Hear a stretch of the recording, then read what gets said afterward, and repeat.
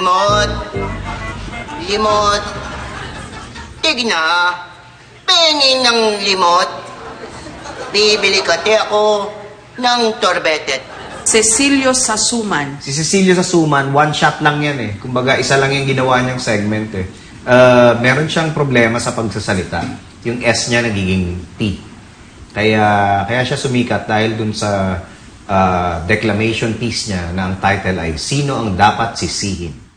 Buti na lang, may itang babae nagbigay sa akin ng 10 bito.